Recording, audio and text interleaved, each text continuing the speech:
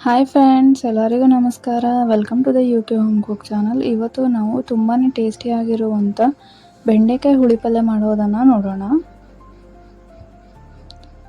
ಅದಕ್ಕೆ ಮೊದಲಿಗೆ ಪ್ಯಾನಲ್ಲಿ 8 ರಿಂದ 9 ಕಟ್ ಮಾಡಿರೋ ಬೆಂಡೆಕಾಯನ್ನು ಹಾಕಿ, ಅದಕ್ಕೆ 2 ಚಮಚ ಆಗುವಷ್ಟು ಎಣ್ಣೆಯನ್ನು ಹಾಕಿ, ಇವನ್ನು 2 ರಿಂದ 3 ನಿಮಿಷ ಮೀಡಿಯಂ ಫ್ಲೇಮಲ್ಲಿಟ್ಟು ಹುರಿದುಕೊಳ್ಳಿ.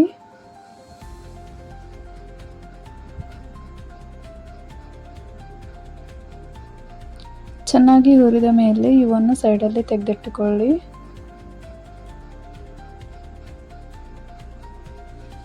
ಈಗ 1 ಕಪ್ ಆಗುವಷ್ಟು ಕಡಲೆ ಹಿಟ್ಟನ್ನು ತಗೊಳ್ಳಿ ಒಂದು ಬೌಲಲ್ಲಿ.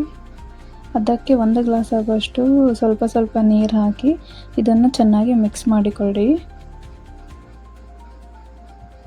ಗಂಟಾಗದಂತೆ ಚೆನ್ನಾಗಿ ಮಿಕ್ಸ್ ಮಾಡಿಕೊಳ್ಳಿ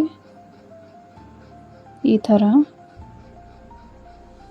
ಈಗ ಪ್ಯಾನಲ್ಲಿ 3 ರಿಂದ 4 ಚಮಚ ಆಗುವಷ್ಟು ಎಣ್ಣೆಯನ್ನು ಹಾಕಿ, ಎಣ್ಣೆ ಬಿಸಿಯಾದ ಮೇಲೆ 1 ಚಮಚ ಆಗುವಷ್ಟು ಸಾಸಿವೆ ಮತ್ತು ಜೀರಿಗೆಯನ್ನು ಹಾಕಿ,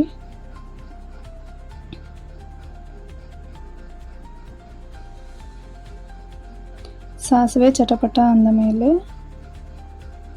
ಸ್ವಲ್ಪ ಕರಿಬೇವನ್ನು ಹಾಕಿ, ಮತ್ತು ಅದಕ್ಕೆ 4 ರಿಂದ 5 ಕುಟ್ಟಿರೋ ಬೆಳ್ಳುಳ್ಳಿಯನ್ನು ಹಾಕಿ ಇದನ್ನು ಚೆನ್ನಾಗಿ ಫ್ರೈ ಮಾಡಿಕೊಳ್ಳಿ.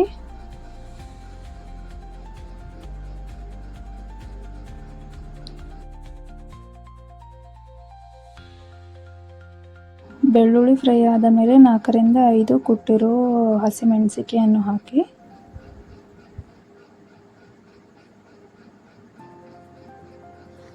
ಈ ಥರ ಒಂದು ಪಲ್ಯ ನೀವು ನಿಮ್ಮಲ್ಲಿ ಟ್ರೈ ಮಾಡಿ. ಡಿಫ್ರೆಂಟ್ ಆಗಿರುತ್ತೆ, ಎಲ್ಲರೂ ಇಷ್ಟಪಟ್ಟು ತಿನ್ನುತ್ತಾರೆ. ಮತ್ತು 1 ಚಮಚ ಆಗುವಷ್ಟು ಅರಿಶಿಣವನ್ನು ಹಾಕಿ ಚೆನ್ನಾಗಿ ಕಲಸಿಕೊಳ್ಳಿ. ಈಗ ಸ್ವಲ್ಪನೇ ಕಲಸಿರೋ ಕಡಲೆ ಹಿಟ್ಟನ್ನು ಹಾಕಿ ಇದನ್ನು ಕಂಟಿನ್ಯೂ ಆಗಿ ಕೈ ಆಡಿಸ್ತಾ ಇರಬೇಕು. ಸ್ವಲ್ಪ ನೀರು ಹಾಕಿ, ನೀವು ಕೈ ಆಡಿಸೋದು ಬಿಟ್ಟಿದ್ರಿ ಅಂತಂದರೆ ಗಂಟಾಗೋ ಚಾನ್ಸಸ್ ಇರುತ್ತೆ. ಸೊ ಅದಕ್ಕೆ ಗಂಟು ಆಗಬಾರದು ಅಂಥೇಳಿ ಕಂಟಿನ್ಯೂ ಆಗಿ ಕೈ ಆಡಿಸ್ತಾ ಇದನ್ನು ಬೇಯಿಸಿ. 1-2 ನಿಮಿಷ ಆದ ಮೇಲೆ ಕಡಲೆ ಹಿಟ್ಟು ಈ ಥರ ಗಟ್ಟಿ ಆಗುತ್ತೆ. ಕೈ ಆಡಿಸ್ತಾ ಇರಿ.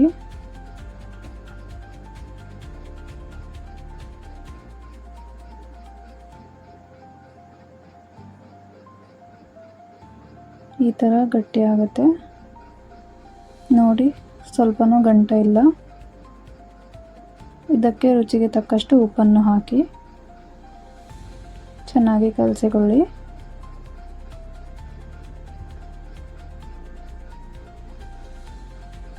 ಇದನ್ನು ಮತ್ತೆ 2 ನಿಮಿಷ ಚೆನ್ನಾಗಿ ಕುದಿಸಿಕೊಳ್ಳಿ. ಅದಾದ ಮೇಲೆ ಇದನ್ನು ಚೆನ್ನಾಗಿ ತಣ್ಣಗಾಗೋಕ್ಕೆ ಬಿಡಬೇಕು.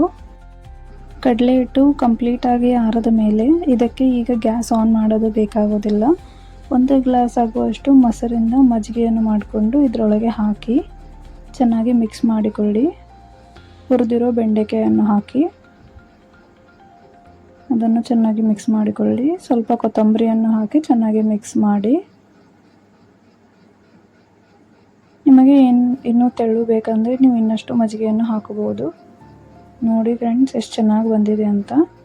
ಬೆಂಡೆಕಾಯಿ ಹುಳಿ ಪಲ್ಯ ತಿನ್ನಲು ರೆಡಿಯಾಗಿದೆ. ನಿಮಗೆ ಇಷ್ಟವಾದರೆ ಲೈಕ್ ಮಾಡಿ, ಶೇರ್ ಮಾಡಿ, ಕಮೆಂಟ್ ಮಾಡಿ.